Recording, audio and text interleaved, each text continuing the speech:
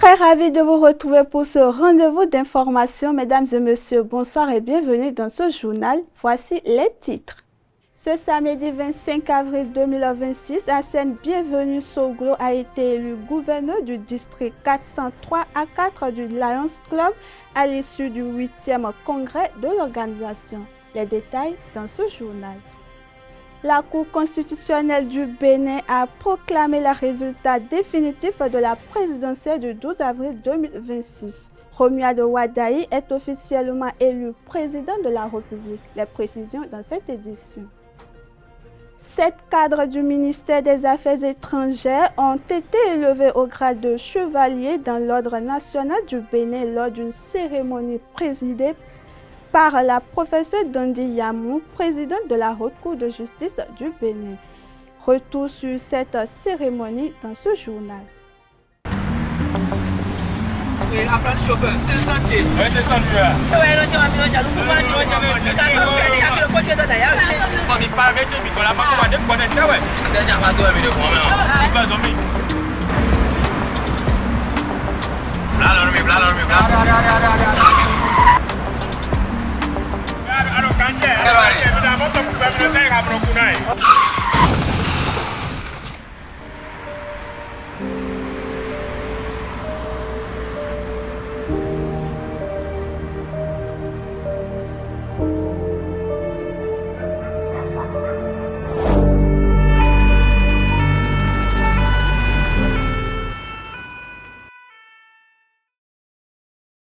Ensemble, disons oui à la courtoisie au volant. Stop à l'excès de vitesse, à la distraction au volant et à l'incivisme sur la route. Tu viens d'avoir le bac ou tu veux te reconvertir dans un domaine d'avenir, faire le choix du numérique et rejoindre l'école supérieure d'administration, d'économie, de journalisme et des métiers de l'audiovisuel ESAE. De nouvelles filières sont disponibles dès cette rentrée: informatique et multimédia, informatique industrielle et maintenance, réseau informatique et télécommunications, système informatique et logiciel, sans oublier les filières initiales: administration générale, administration des finances, administration des affaires, sciences juridiques, sciences économiques, sciences de gestion, journalisme et métiers de l'audiovisuel. ESAE est disponible sur 4 sites: Cotonou-Badjoumendé, Cotonou-Akpakpa, Abomey-Calavi et Parakou. Pourquoi choisir l'ESAE? Des formations conçues pour le marché de l'emploi, des enseignants expérimentés et passionnés, des infrastructures modernes avec équipement de pointe, des opportunités de stage et d'emploi garanties. Les inscriptions sont en cours et les places sont limitées. Ne rate pas ta chance. Donne vie à tes ambitions avec l'ESAE. Contacte-nous vite par appel ou par WhatsApp au 01 98 98 14 00 ou via email scolarité@esae.bj et visite notre site web www.esae.bj. Ton futur commence maintenant avec l'ESAE. Tu investis dans un avenir professionnel, concret et sécurisé. ESAE, l'excellence à un nom.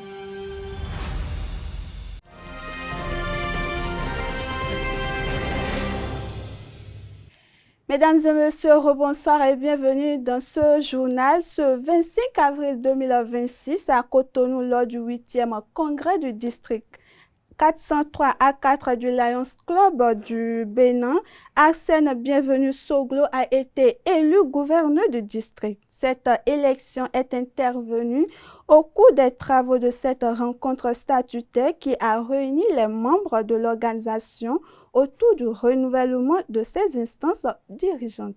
Le compte rendu avec Komlan Kanté à Moussou.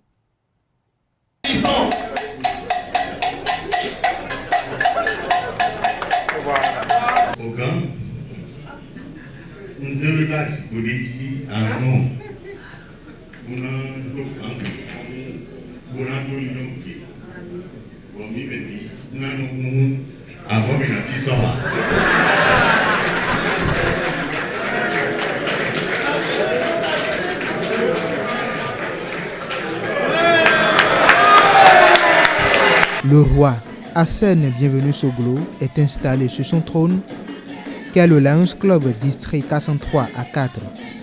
Nouveau gouverneur élu pour le mandat 2026-2027, Il succède à Hervé Tchakpe, gouverneur sortant. Un mandat placé sous le sceau de l'unité. Osons nous lever ensemble. Osons agir ensemble. Osons réussir ensemble. Dans l'excellence, la simplicité, la convivialité et surtout dans l'action. Une action qui change véritablement des vies.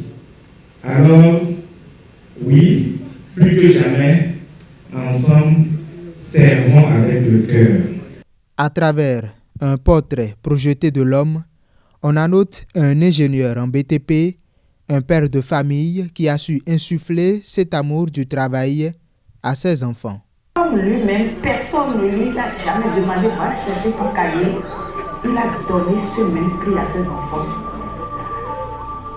Tu te débrouilles pour étudier, on veut les résultats. Depuis toute petite, j'ai toujours été admirative de son travail et de la manière dont il s'engageait dans tout ce qu'il faisait. Je me souviens que je l'accompagnais parfois sur ses chantiers, à son bureau, à ses réunions. Et c'est ça qui m'a donné envie de devenir ingénieur en génie civil, tout comme lui. Les congressistes heureux de ce renouvellement félicitent la nouvelle équipe et livrent leurs attentes. Il était premier vice-gouverneur quand je suis gouverneur là. Il va passer gouverneur, il était deuxième vice-gouverneur. Donc tout ça, c'est une période d'apprentissage et une période pour faire en sorte que tout le monde puisse être au courant de la meilleure façon de gérer le district. Donc il est préparé, il est prêt. Nous avons travaillé ensemble, on peut se substituer, ce qu'il a fait, ce que j'ai fait, il peut faire et il peut faire davantage. D'ailleurs, c'est ce qu'on souhaite. Il faut qu'il fasse mieux pour que notre district se consolide. Nous travaillons avec le gouverneur. Notre attente, il n'y a pas des attentes particulières. C'est les attentes donc, de l'objectif 1.5. Nous devons travailler à atteindre cet objectif. Nous devons travailler à atteindre les objectifs que le gouverneur nous assigne, que lui-même travaille pour atteindre les objectifs que le multiple district lui assigne, et lui-même le multiple district que l'air constitutionnel 8 assigne. Et vous voyez, nous sommes structurés pour atteindre l'objectif mondial qui est 1.5. C'est déjà l'occasion de remercier le Seigneur qui nous a accompagnés durant tout ce congrès et donc de féliciter d'abord tous les congressistes et après tous les officiers qui ont été élus, en l'occurrence l'ami Arsène, désormais gouverneur de notre district, et que la lumière les accompagne afin que le mandat prochain soit un très bon mandat pour eux, un mandat de réussite. Rappelons que le nouveau gouverneur du district K103 A4 prendra officiellement fonction le 1er juillet prochain, conformément à la tradition du Lions Club international. Autre actualité à présent, la Cour constitutionnelle du Bénin a proclamé jeudi dernier les résultats définitifs de l'élection présidentielle du 12 avril. Mboké Romuald Wadaï est officiellement élu président de la République aux côtés de Mariam Chabi Talata, désignée vice-présidente, marquant ainsi la fin du processus électoral engagé ces dernières semaines. Suivez cette déclaration avec le président de la Cour constitutionnelle, Dorothée Sosa. Qu'au terme des dispositions de l'article 49 nouveau de la Constitution, je cite, « La Cour constitutionnelle veille à la régularité du scrutin et en constate les résultats. L'élection du duo président de la République et vice-président de la République fait l'objet d'une proclamation provisoire. Si aucune contestation relative à la régularité des opérations électorales n'a été déposée au greffe de la Cour constitutionnelle par l'un des candidats, dans les 5 jours de la proclamation provisoire, la Cour constitutionnelle déclare le duo président de la République et vice-président de la République définitivement élu. En cas de contestation, la Cour constitutionnelle est tenue de statuer dans les 10 jours de la proclamation provisoire. Sa décision emporte proclamation définitive ou annulation de l'élection.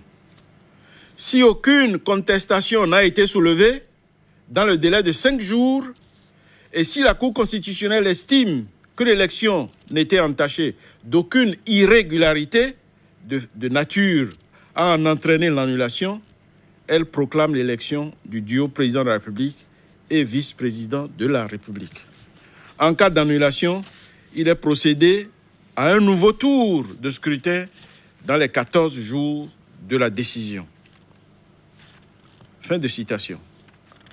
Considérant qu'en application de cette disposition, la Cour a proclamé par décision EP 26001 du 16 avril 2026 les résultats provisoires de l'élection présidentielle du 12 avril 2026 et a déclaré ouvert, à compter de la notification de la dite décision, le délai de 5 jours dont disposent les candidats pour contester la régularité des opérations électorales.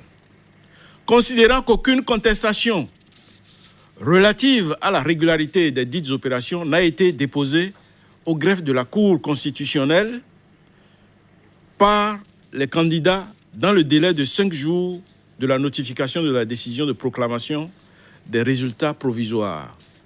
Considérant que, de plus, la Cour n'a relevé d'office aucune irrégularité de nature à entraîner l'annulation des opérations électorales, qu'il y a lieu de déclarer le duo Kossi Mbweke Romuald Wadayi et Mariam Chabi Talata définitivement élus, respectivement président de la République et vice-présidente de la République. En conséquence, article 1er proclame définitivement élu M. Kossi Mbweke Romuald Wadayi, président de la République. Madame Mariam Chabi Talata, vice-présidente de la République. Article 2 dit que le président de la République élu entre en fonction le dimanche 24 mai 2026 à 0h. Article 3 dit qu'avant son entrée en fonction, M. Kossi Mbweke Romuald Wadayi, président de la République élu, prête le serment prévu à l'article 53 de la Constitution. La présente proclamation des résultats définitifs sera notifiée à M.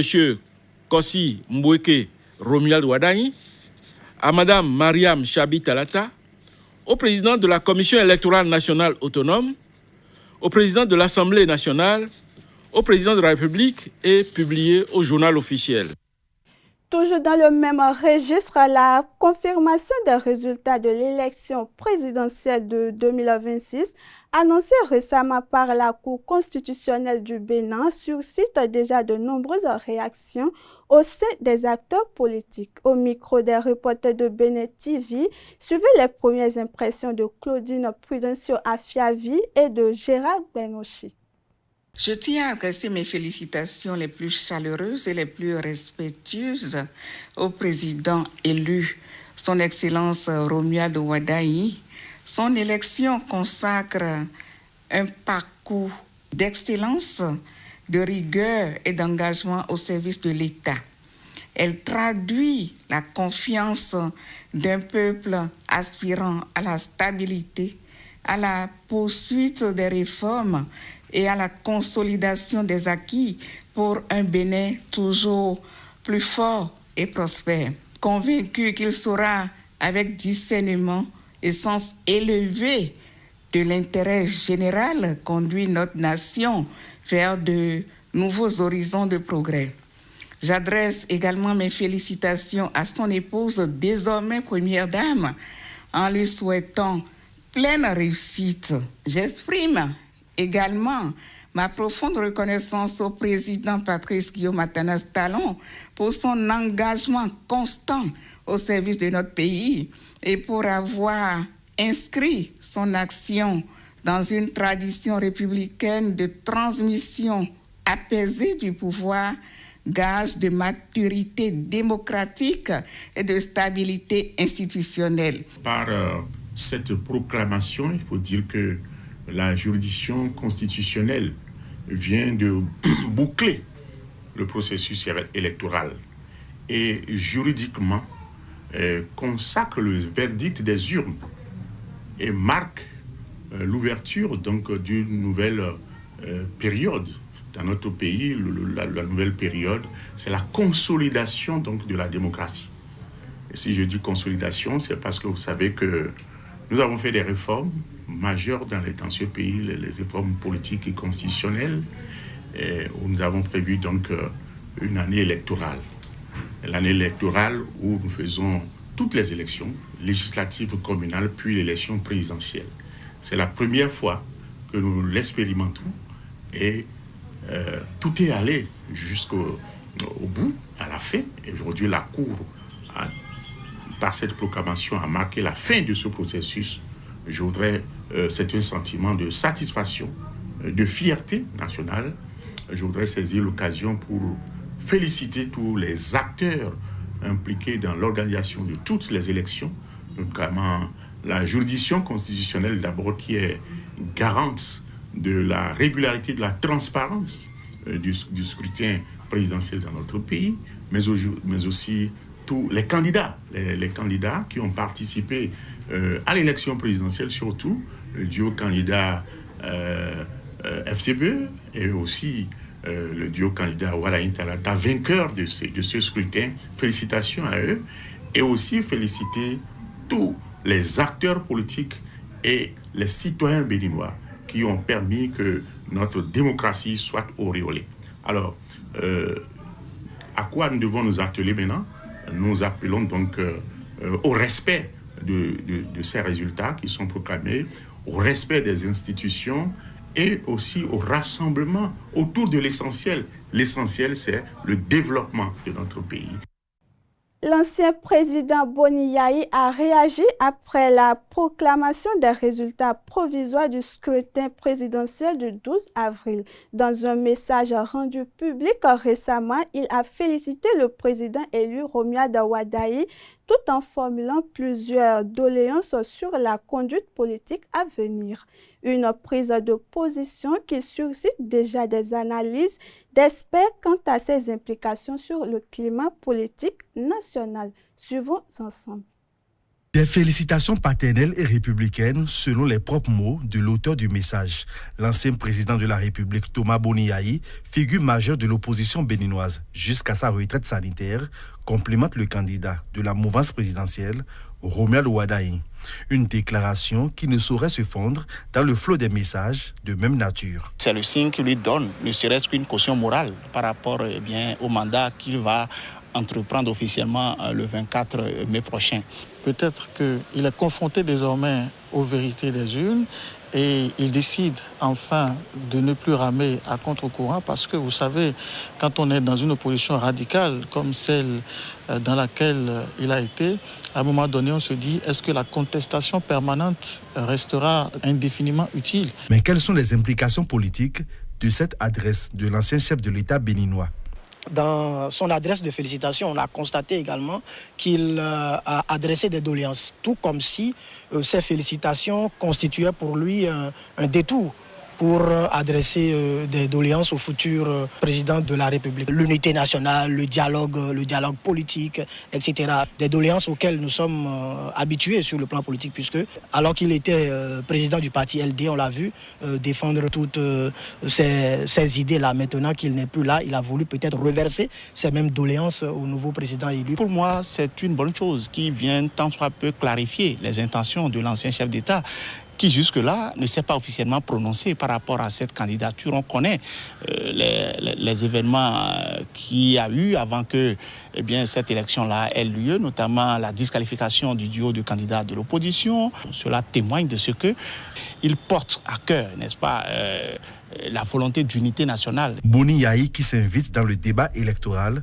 au lendemain des résultats. C'est une caution à la fois morale, politique et spirituelle. Patrice Talon l'a dit, il va s'éclipser, se mettre à une retraite politique après 10 ans au sommet de l'État. Boni Yayi qui n'est plus aujourd'hui dans l'activité politique parce qu'il a rompu les amarres avec son ancienne formation politique, le Parti Les Démocrates. Donc les deux là seront hors de la scène. Je pense que c'est une nouvelle ère qui s'ouvre. Le Bénin continue sa majestueuse marche vers la maturité démocratique avec pour acquis capital la stabilité et la paix. D'une information à une autre, le ministre portugais des Affaires étrangères, Paulo Rangel, et son homologue béninois, Olusegun Adjadi Bakari, ont procédé ce vendredi 24 avril 2026 à Cotonou la signature de 4 accords de coopération. Ces instruments portent notamment sur les visas diplomatiques, les consultations politiques, les services aériens et la promotion des investissements, marquant une nouvelle étape dans le renforcement des relations entre les deux pays. Le reportage. En signant ces accords, le Bénin et le Portugal franchissent ainsi un nouveau palier dans leurs relations. Au nombre des documents paraphés, un mémorandum d'entente sur les consultations politiques et diplomatiques et un autre entre la pièce et l'Agence pour l'investissement et le commerce extérieur du Portugal. Les deux pays sont désormais également liés par un accord sur les services aériens et celui relatif à l'exemption réciproque de visa pour détenteurs de passeports diplomatiques. Nous avons, avec nos équipes respectives, décidé de porter cette relation à un nouveau palier, avec comme objectif de pouvoir faciliter la circulation, donc via cet accord d'exemption de visa pour les détenteurs de passeports diplomatiques, mais aussi attirer de plus en plus d'entreprises portugaises ici au Bénin, que ce soit dans le domaine de la construction, dans le domaine de l'hôtellerie, dans le domaine du tourisme, dans le domaine de l'agrotransformation. Donc autant de choses que nous avons décidé de pouvoir développer pour renforcer la relation entre nos deux pays. Cette visite, la toute première qu'effectue le ministre d'État des Affaires étrangères du Portugal au Bénin, va bien au-delà d'une visite d'État. Elle revêt tout un symbole. Il y a des liens très très anciens entre les deux peuples. Il y a une histoire commune des siècles et il y a un avenir qui sera certainement mieux et je dirais plus prospère entre les deux pays. La signature des accords a été précédée d'une séance de travail entre les deux parties et d'un tête-à-tête entre les deux ministres.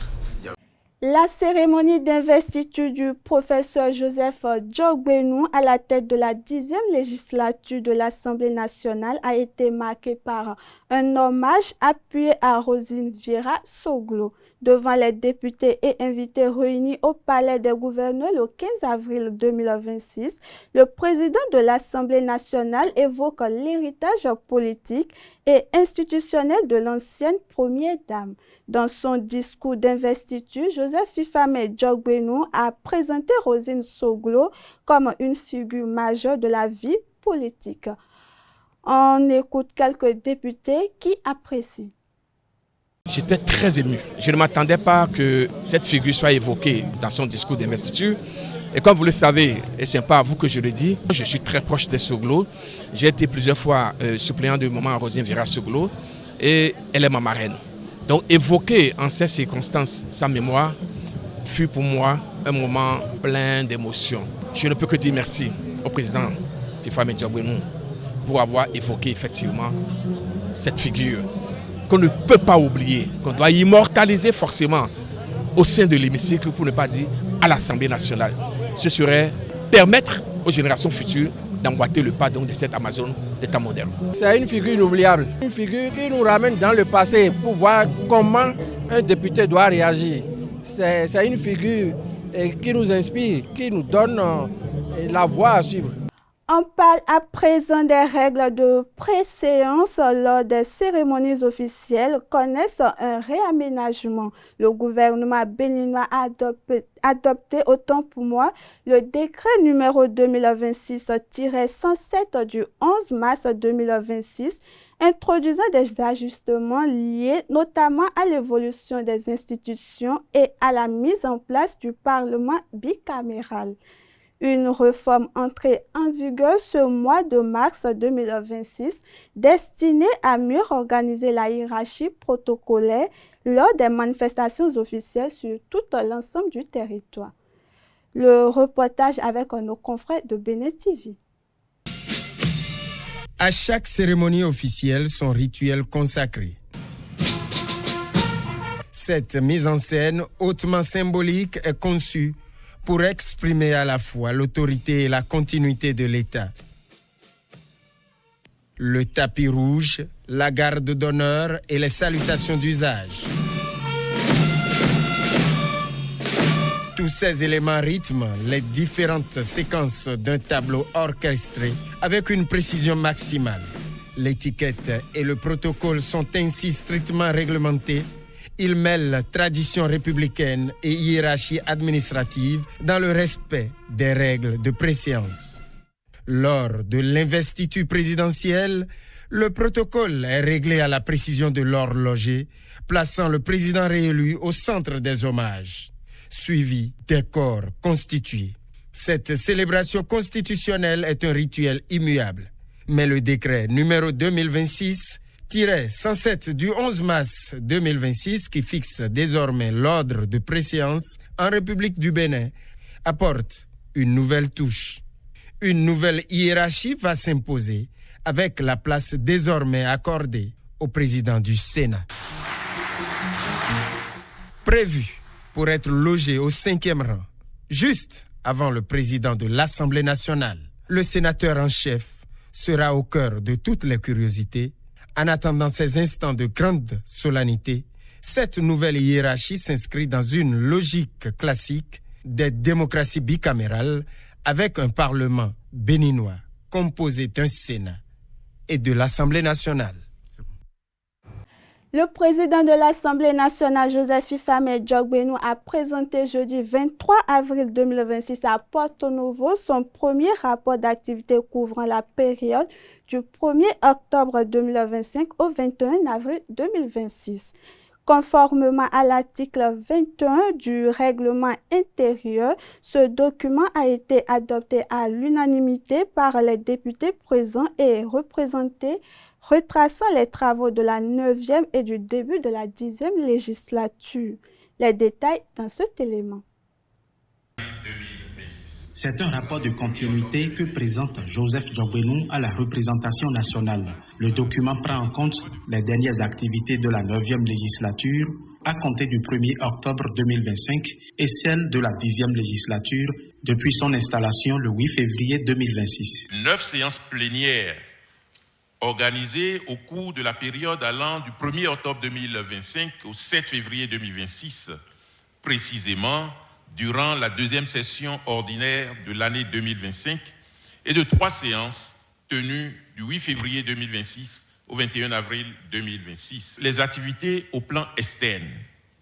Du 1er octobre 2025 au 7 février 2026, la représentation nationale a réaffirmé son leadership à travers la participation des députés aux missions statutaires et non statutaires, ainsi que le renforcement des capacités du personnel parlementaire grâce aux actions de coopération. Pour le compte de la période du 8 février au 21 avril 2026, les activités au plan externe concernent la participation des députés à une rencontre virtuelle organisée par l'Organisation des États d'Afrique, des Caraïbes et du Pacifique, la participation des députés aux missions statutaires des organisations interparlementaires et à un voyage d'études sur le partage de bonnes pratiques en matière de contrôle budgétaire, la participation du président de l'Assemblée nationale à l'ouverture solennelle de la première session ordinaire de l'Assemblée nationale du Togo et à la 17e conférence des présidents d'Assemblée et de section de la région Afrique de l'Assemblée parlementaire de la francophonie ayant lieu à Lomé. Ce rapport d'activité du président de l'Assemblée nationale pour la période du 1er octobre 2025 au 21 avril 2026 est adopté à l'unanimité des députés. À cette séance, la nouvelle composition du bureau du groupe parlementaire UP Le Renouveau a été présentée. Autrefois doté d'un seul vice-président, ce groupe parlementaire compte désormais 3 vice-présidents que sont respectivement Domitien Nouemou, Luc Atroko et Claudine Prudencio. Autre actualité à présent, la présidente de la Haute Cour de justice, la Professeur Dandy Yamou a procédé ce jeudi 23 avril 2026 à Cotonou à la décoration de 7 cadres du ministère des Affaires étrangères dans l'Ordre national du Bénin. Cette cérémonie solennelle organisée dans le cadre des distinctions honorifiques de l'État a permis de lever plusieurs récipiendaires au grade de chevalier en reconnaissance de leur engagement au service de la nation et de ses institutions. La cérémonie dans cet élément. Le geste est précis et solennel. L'insigne posé et avec lui toute la reconnaissance de la nation. Carmen Albine Morgan accède ainsi au rang de chevalier de l'Ordre national du Bénin. Au nom du président de la République, grand maître des ordres nationaux du Bénin, et en vertu des pouvoirs qui nous sont conférés, nous vous faisons chevalier de l'Ordre national du Bénin. Comme elle, ils sont au total 7 cadres issus d'horizons divers, mais réunis par une même exigence, servir avec excellence. 5 d'entre eux sont faits chevaliers de l'Ordre national du Bénin et 2 élevés au rang de chevalier de l'Ordre du mérite du Bénin. Une réception dans les ordres nationaux qui consacre des années de travail, de discipline et de loyauté envers la République. Dans l'exercice du service public, le mérite ne se proclame pas. Il se démontre jour après jour dans la durée. En vous honorant, mesdames et messieurs, la nation consacre une certaine idée du service public. Discipline, loyauté, retenue, sens de l'intérêt général. Cette distinction nous engage.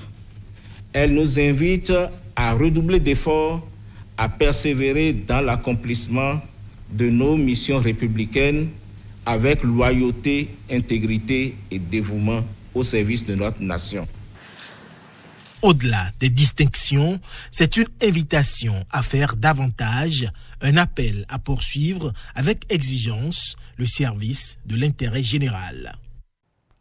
Parlons à présent d'éducation. Au Bénin, des milliers de jeunes quittent chaque année le système scolaire sans qualification et se retrouvent très tôt confrontés aux difficultés du marché de l'emploi. Face à cette réalité persistante, plusieurs dispositions d'insertion professionnelle dont le programme Azoli sont mises en œuvre pour favoriser leur intégration. Une initiative qui relance le débat sur l'efficacité de ces solutions face à l'ampleur du phénomène. Élément de réponse dans ce reportage. Ils sont des milliers de jeunes sortis trop tôt du système scolaire sans diplôme, sans repère, mais pas sans ambition. Face à eux, une réalité implacable, un marché de l'emploi de plus en plus sélectif où les compétences priment sur la bonne volonté.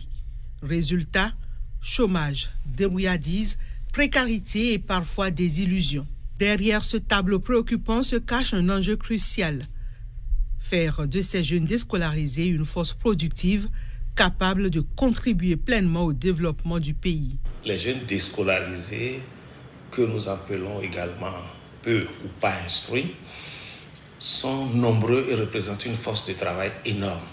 Que si cette force de travail n'est pas convertie en productivité, peut être une perte pour un État. C'est ce que le gouvernement du Bénin a compris et a mis en place un dispositif que nous appelons Azoli. Un programme qui mise sur l'apprentissage par la pratique directement en entreprise, avec à la clé une insertion professionnelle progressive. Une approche pragmatique qui redonne espoir et perspective à des milliers de bénéficiaires. Mais sur le terrain, les défis restent entiers. Même si le programme est à succès, nous avons un certain nombre de défis liés, je vais dire, à la concentration des entreprises dans le Sud. Nous sommes un programme national et souhaitons qu'il y ait une satisfaction des besoins, une couverture nationale. Et nous faisons des efforts pour que nos frères qui sont un peu plus éloignés puissent bénéficier également de ces programmes-là. Malheureusement, nous avons souvent des taux de déperdition qui font que dans nos statistiques, on a l'impression qu'il y a un déséquilibre. Ce déséquilibre n'est pas voulu. Et c'est un fait que nous constatons. Nous y travaillons pour améliorer. Nous travaillons également à faire en sorte que l'équilibre homme-femme puisse prévaloir. Malheureusement, tous les métiers ne s'y prêtent pas. Offre de formation encore insuffisante face à la demande. Difficulté d'accès pour certains jeunes en zone rurale. Et surtout, la question de l'après-formation. Emploi durable ou retour à la précarité. Former, insérer, accompagner, mais surtout créer un écosystème capable d'absorber durablement cette jeunesse en quête d'opportunités. Voilà donc les véritables enjeux et défis liés à la professionnalisation et l'employabilité des jeunes déscolarisés au Bénin. Au Bénin, l'accès à l'eau potable continue de s'améliorer. Le gouvernement béninois a procédé à la mise en service de nouveaux ouvrages hydrauliques dans l'arrondissement d'Aglogbe, commune d'Adjara, renforçant ainsi l'approvisionnement en eau des populations locales. Des infrastructures inaugurées récemment dans le cadre de la politique nationale visent à garantir l'eau potable pour tous. Suivons à présent le reportage de Bénin TV.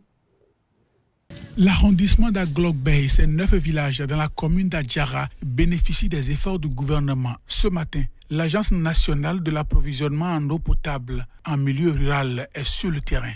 En tout, l'entreprise a réalisé 15 bonnes fontaines devant desservir les 3 villages actuellement raccordés. Ici, le village d'Aglogbe peut bénéficier des branchements particuliers à leur demande. Pour la population, la route a été longue jusqu'à l'eau potable.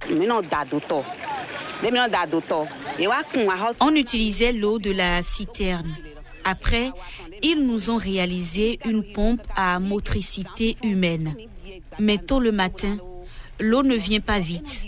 Et nous dépensons beaucoup d'efforts avant de trouver de l'eau. On va trouver de l'eau potable à boire. Les souffrances vont cesser.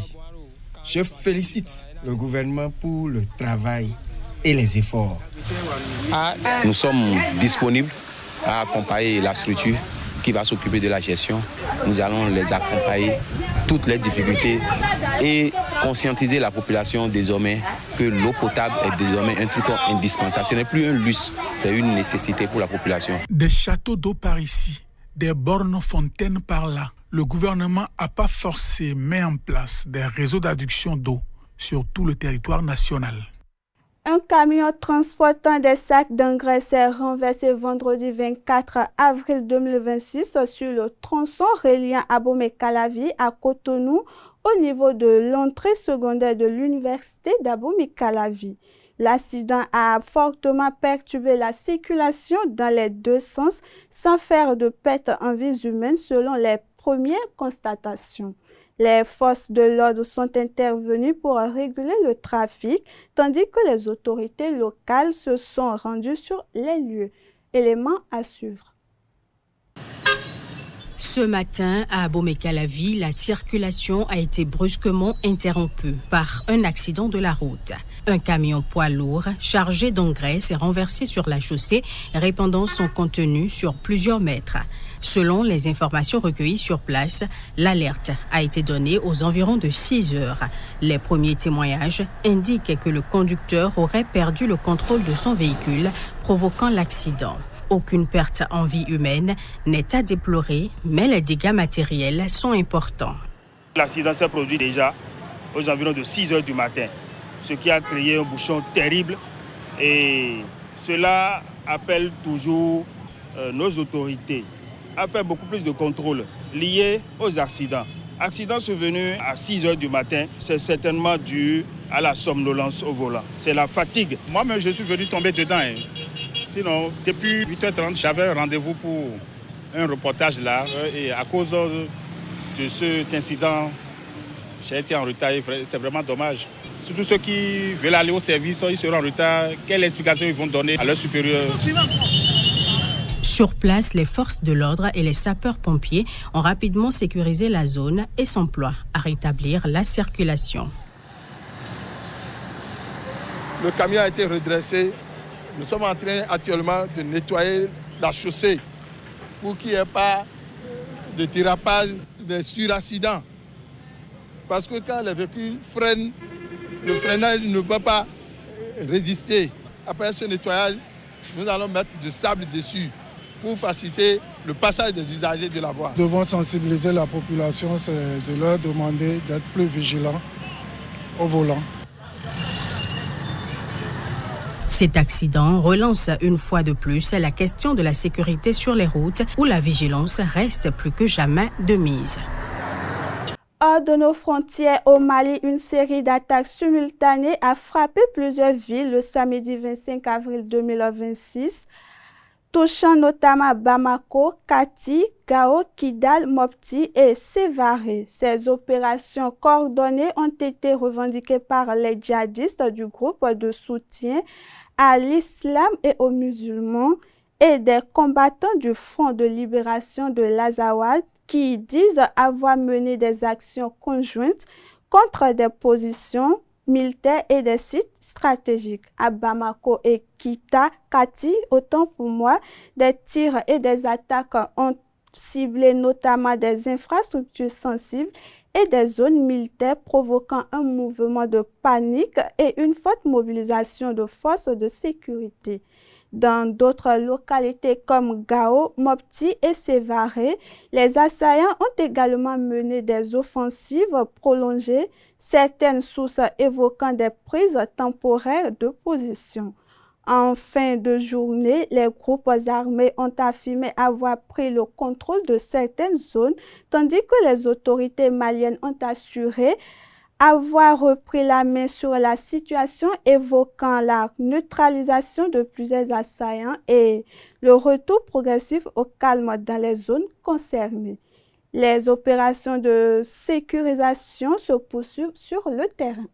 Aux États-Unis, le président Donald Trump a été évacué en urgence dans la soirée du samedi 25 avril 2026 à Washington lors d'un dîner des correspondants de la Maison-Blanche après que des détonations assimilées à des tirs ont été entendues dans la salle. L'incident a provoqué un mouvement de panique et une intervention rapide des agents de secret service qui ont immédiatement sécurisé la zone et mis à l'abri les personnalités présentes dont le président et la première dame. Selon les autorités de sécurité américaines, un suspect a été rapidement arrêté et placé en détention. Le président et son épouse sont indemnes. L'individu interpellé doit comparaître devant la justice le lundi 27 avril, tandis qu'une enquête est en cours pour déterminer les circonstances et les motivations de cet acte. Dernière actualité pour clôturer cette édition, on parle à présent sport. Le compte à rebours est lancé pour l'un des rendez-vous sportifs les plus attendus du pays, la 21e édition du Tour cycliste international du Bénin. Du 26 avril au 3 mai 2026, les routes du Bénin verront le peloton parcourir 731,82 km à travers le Bénin en plusieurs étapes. Le président de la Fédération béninoise de cyclisme et directeur général du Tour, Romuald Azoumé, qui décline les différentes étapes et leurs distances, suivait ses propos au micro de Anaël Do. Je vais passer au parcours et aux étapes. La première étape, c'est le prologue. Le prologue aura lieu le 27 sur ce tronçon qui va du cinéma Concorde à Yagbé là-bas. Yagbé, c'est en allant vers Porte-Nouveau, mais pas en prenant du côté de la Sobébois. D'accord. Et c'est un prologue, qu'est-ce que c'est? Un prologue, c'est une compétition de contre-la-montre, d'accord. Mais cette fois-ci, le matériel de contre-la-montre ne sera pas autotoléré. C'est une course individuelle courue sur 4 km 800 seulement. Et ça va très très vite. Et chaque coureur part 1 minute après le précédent. Ça va très très vite. Et c'est difficile à chronométrer parce que l'un peut rattraper l'autre. Il y a des coureurs qui peuvent rouler jusqu'à 60 à l'heure sur leur vélo pour faire les 4 km 800, pardon. Donc, ce prologue aura lieu le 27. Et le 27, là, nous allons faire un transbordement jusqu'à Boikon. Et le 28, nous allons faire ce que nous appelons la première étape réelle, qui va partir de Zandianado à Savay, qui fait 126 km 4. Et la deuxième étape sera de Ndali, Betero, à Tchaourou, parce que quand nous arriverons à Savay, le 28, nous allons aller passer la nuit à Parakou, c'est plus facile. Parakou, Ndali, c'est pas loin. Donc, on redescendra de Stali, Betero, Tchaourou. C'est une nouvelle route qui est absolument belle, que nous tenons à montrer parce qu'elle est aussi jalonnée. La troisième étape sera une étape de Djougou-Bante.